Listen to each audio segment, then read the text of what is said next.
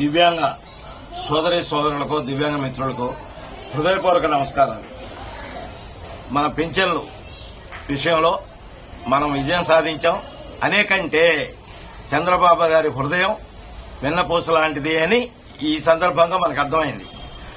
మనకు ఇచ్చినటువంటి నోటీసులను వెనక్కి తీసుకున్న చంద్రబాబు గారి గొప్ప మనసుకి శాల్యూట్ చేస్తున్నాం. అయితే సోదరులారా, సోదరీమణులారా, జనవరిలోనే స్థానిక సంస్థల ఎన్నికలు రాబోతున్నాయి. 2023లో చంద్రబాబు నాయుడు గారు మంగళగిరి పార్టీ ఆఫీసులోనే మళ్లీ ఆయన గనక ముఖ్యమంత్రి అయితే మనకు రాజకీయంగా 5% రిజర్వేషన్ ఇస్తానని ఘంటాపథంగా చెప్పారు. కాబట్టి ఇప్పటి వరకు వారి ఇచ్చిన మాట ప్రకారం మనకు రిజర్వేషన్ ఇవ్వలేదు. కాబట్టి జనవరిలో జరుగుతున్న ఈ స్థానిక ఎన్నికల్లోనే మనం రిజర్వేషన్ సాధించుకుని రాజకీయంగా ముందుకెళ్లాల్సినటువంటి అవసరం ఎంతైనా ఉంది. ఇప్పుడు చంద్రబాబు గారి హయాంలో మనం సాధించుకోలేకపోతే మరి ఎప్పటికీ కూడా మనం ఈ రాజకీయ రిజర్వేషన్ సాధించుకోలేం. ఎందుకంటే హృదయం ఉన్నవాడు, విజనం ఉన్నవాడు, మరి మంచి మనసు ఉన్నటువంటి వాడు, మన దివ్యాంగుల సమస్యలు తెలిసినటువంటి వాడు, అటువంటి ముఖ్యమంత్రి ప్రపంచ దేశాల్లో కూడా అగ్రగామిగా ప్రపంచం మొత్తం గుర్తించగలిగినటువంటి గౌరవ ముఖ్యమంత్రి చంద్రబాబు నాయుడు గారి హయాంలోనే మనం సాధించుకోవాలి.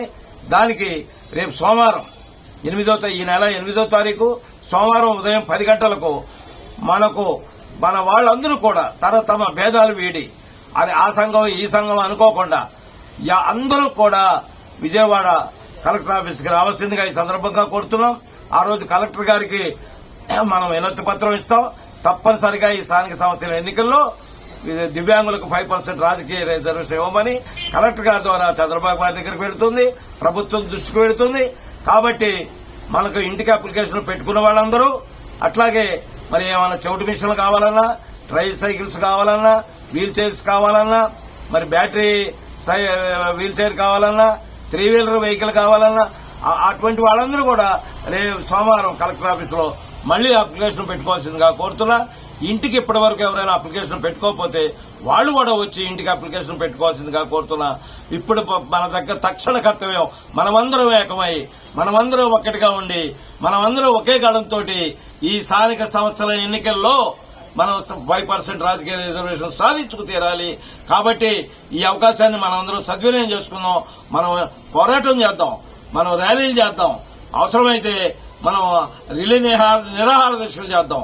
అయితే ఇక్కడ ఏ ప్రభుత్వానికి వ్యతిరేకంగా కాదు, ఇవన్నీ కూడా ప్రభుత్వానికి తెలియజేయడం కోసం, ప్రభుత్వం దృష్టికి తీసుకువెళ్ళడం కోసం తప్పనిసరిగా మనం పోరాటాలు చేయాల్సిందే. కాబట్టి ఈ 8వ తారీఖు సోమవారం ఉదయం 10 గంటలకల్లా మరి నా దివ్యాంగ మిత్రులు, సోదరులు, సోదరీమణులు అందరూ కూడా రావాల్సిందిగా ఈ సందర్భంగా మీ అందరికీ విన్నవించుకుంటూ, మీ సేవలోనే ఈ యొక్క నా జన్మ ధన్యం కావాలని కోరుకుంటూ, జై దివ్యాంగ, జై జై దివ్యాంగ, జై హింద్.